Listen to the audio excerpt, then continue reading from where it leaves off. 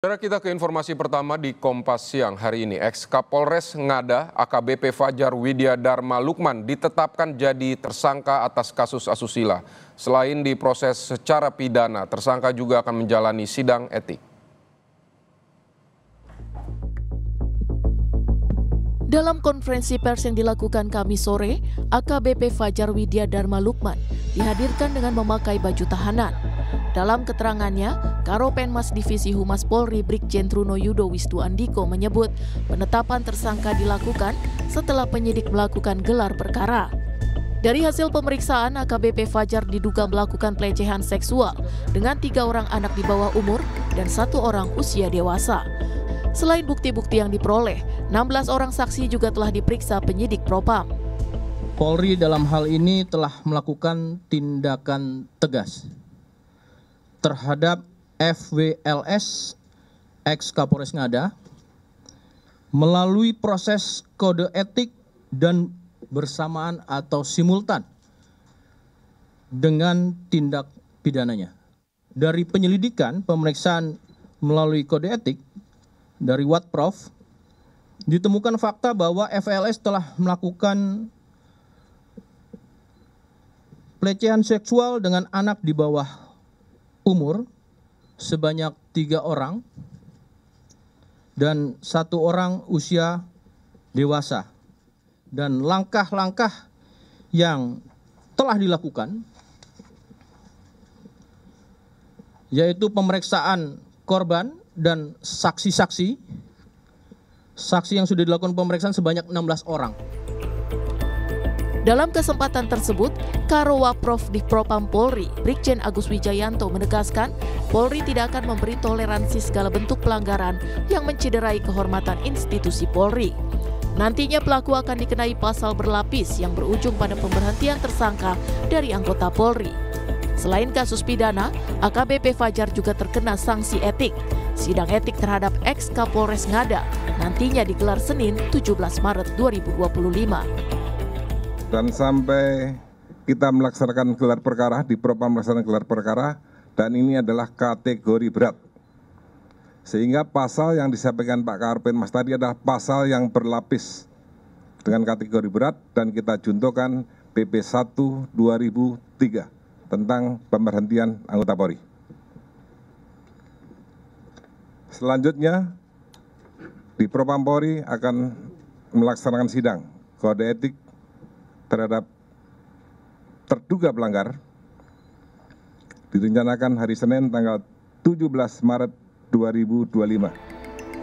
Sementara itu, Kapolda NTT Irjen Daniel Tahimo Nangsilitonga mengungkapkan, setelah dilakukan penyelesaian kedinasan di Mabes Polri, maka proses pidana ex-Kapolres Ngada AKBP Fajar Widya Dharma Lukman akan diserahkan ke Polda NTT untuk menindaklanjuti kasus asusilanya. Di Mabes Polri untuk kode etik, ya, bagaimana masa depan dan rencana penghukuman secara kedinasan di Mabes Polri. Nanti setelah itu akan kita lakukan penjeratan secara pidana umum terhadap laporan dan kasus yang dilakukan oleh yang bersangkutan. AKBP Fajar kini ditahan di Bareskrim Polri dan polisi kini menyelidiki motif pelecehan seksual yang dilakukan. Selain kasus pelecehan, AKBP Fajar juga terjerat kasus narkoba. Dari hasil tes urin, ex-Kapolres Ngada ini terbukti positif mengonsumsi narkoba. Tim Liputan Kompas TV.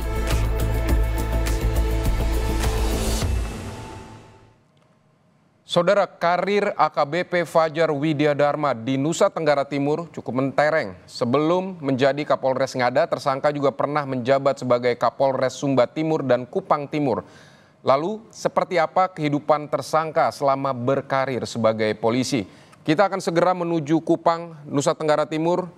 Sudah ada jurnalis Kompas TV Kalix Taus di sana.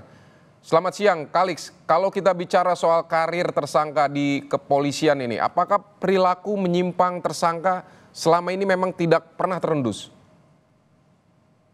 Baik, Sidi dan juga saudara, dapat kami informasikan bahwa sejumlah informasi yang kami peroleh dari Polda Nusa Tenggara Timur, sosok AKBP Fajar memang memiliki jabatan yang sangat strategis, di mana sebelumnya ia menjabat sebagai Kapolres Sumba Timur, juga Kapolres Kupang, serta Kapolres Ngada. Selain itu, di saat menjabat sebagai pimpinan di 3 Polres tersebut, ia menjalankan sebagai pimpinan yang tegas bagi anggota, juga memiliki program mengkampanyekan program tindak perdagangan orang. Meski demikian, Vidi, setelah penetapan tersangka oleh Mabes Polri atas kasus kekerasan seksual kepada 3 orang anak di bawah umur dan kasus penyalahgunaan narkoba, Kapolda NTT bersama jajarannya memang tidak menduga hal ini bisa terjadi dan pada prinsipnya ini datang atas inisiatif pribadi yang bersangkutan, Vidi. Baik, Kalix, ini informasi soal perilaku menyimpang ini didapat dari kepolisian Australia dan kemudian menghubungi Hubinter Polri. Tapi apakah selama ini pernah ada laporan, misalnya dari warga, soal perilaku tersangka atau seperti apa yang Anda tahu? Baik, Vidi dan juga saudara, memang kasus ini bermula setelah informasi terkait video tersebut itu beredar di salah satu situs dewasa di Australia. Memang selama ini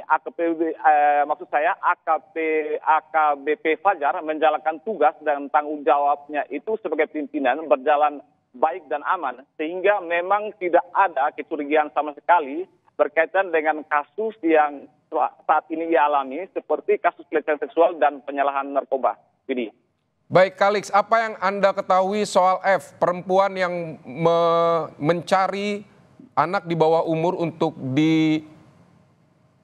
diberikan kepada atau diserahkan kepada AKBP Fajar?